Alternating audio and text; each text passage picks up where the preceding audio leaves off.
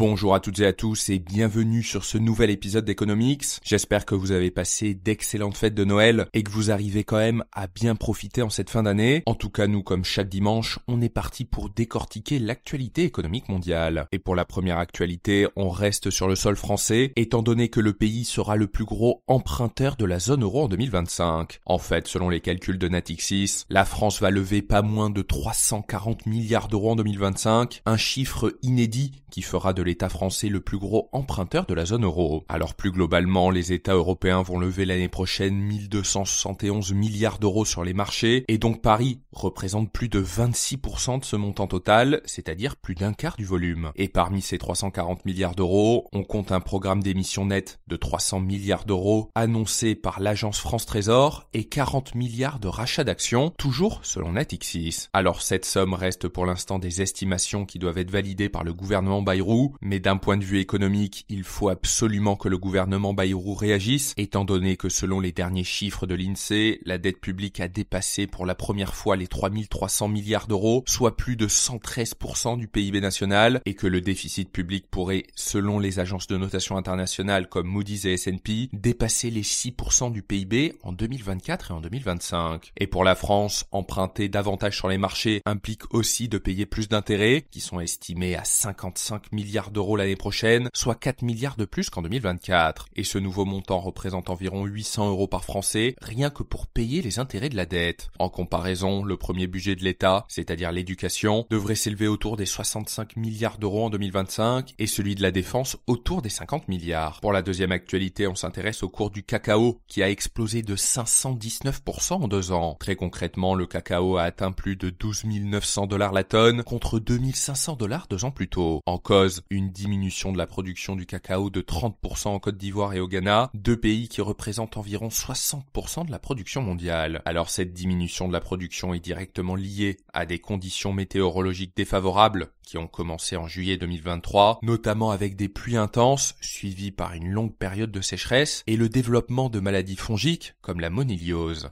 En parallèle, la demande mondiale pour le cacao ne cesse d'augmenter, notamment en Europe et en Amérique du Nord, qui consomment près de 50% du cacao mondial. Et cet effet ciseau, entre la baisse de la production d'un côté et la hausse de la demande de l'autre, devrait entraîner un déficit d'offres de 423 000 tonnes en 2024. Et ce déséquilibre structurel a donc fait naturellement exploser le cours du cacao. Et si les produits à base de cacao n'ont pas encore drastiquement augmenté, c'est en partie car les produits dans les rayons ont été achetés et conservés avant l'envolée du cours du cacao. Mais cela devrait évoluer dans les prochains mois selon l'Organisation internationale du cacao, et dans ce cadre, les experts du secteur expliquent que les industriels pourraient avoir recours à la shrinkflation, une technique qui consiste notamment à baisser discrètement le grammage des produits sans réduire le prix, voire en l'augmentant légèrement. Cela pourrait aussi consister à réduire la partie cacao des produits pour les remplacer par des matières grasses végétales moins coûteuses, comme l'huile de palme par exemple, ou encore augmenter la teneur en sucre. Pour la troisième actualité, on s'intéresse au rendement des livrets réglementés qui devrait chuter en 2025. Alors la baisse a déjà été actée pour le plan épargne logement, avec le taux qui devrait baisser de 0,5 points au 1er janvier, en passant de 2,25% à 1,75%. En revanche, le taux du PEL est déterminé au moment de l'ouverture du compte et reste le même pour toute sa durée de vie, c'est-à-dire que ceux qui ont ouvert un PEL l'année dernière à 2,25% ne seront donc pas affectés par cette baisse, ce seront donc uniquement ceux qui auront ouvert un PEL à partir du 1er janvier 2025 qui se verront appliquer ce taux de 1,75%.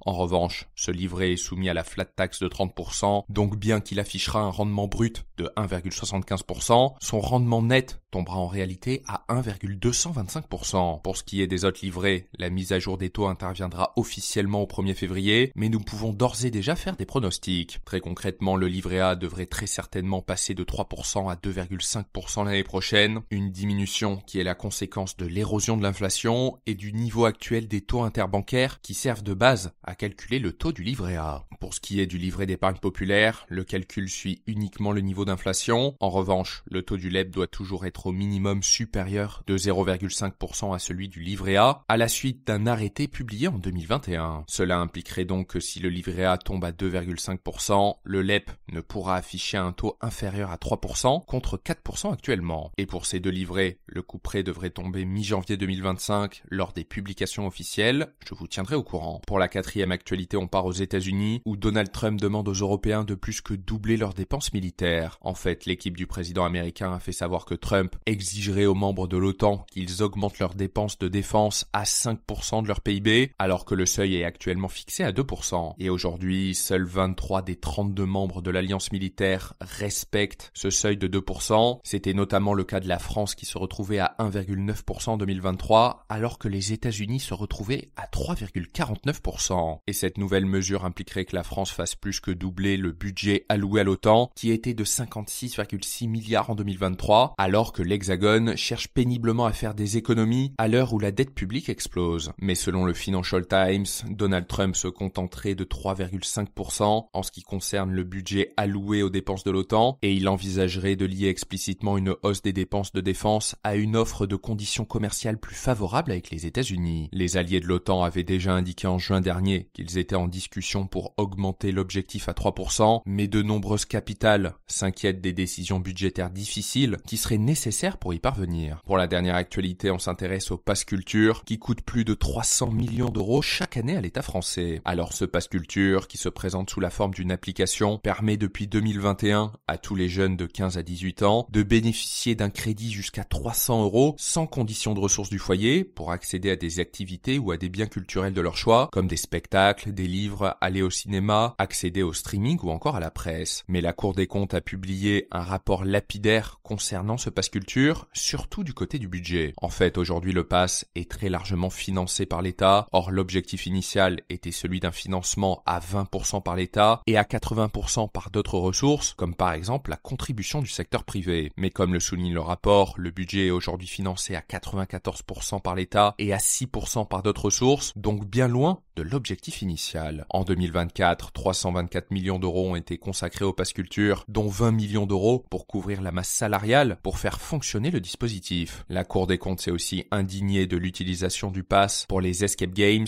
à hauteur de 16 millions d'euros avant que le ministère de la Culture déférence les 500 offreurs de ce type d'activité sur l'application à l'issue d'une enquête. Plus globalement, 42 à 45% des achats portent sur les livres, la musique compte pour 23% des dépenses et les places de cinéma arrivent juste derrière à 21%. À l'heure où la France doit urgemment réduire son déficit public, la Cour propose de réduire le montant du crédit alloué au pass et le mettre à disposition sous conditions de ressources pour cibler les foyers à faible revenu. Merci beaucoup d'avoir écouté ce podcast. Pensez à mettre une note sur la plateforme sur laquelle vous l'écoutez et je vous souhaite d'excellentes fêtes de fin d'année et on se retrouve l'année prochaine pour un nouveau tour d'horizon de l'économie mondiale.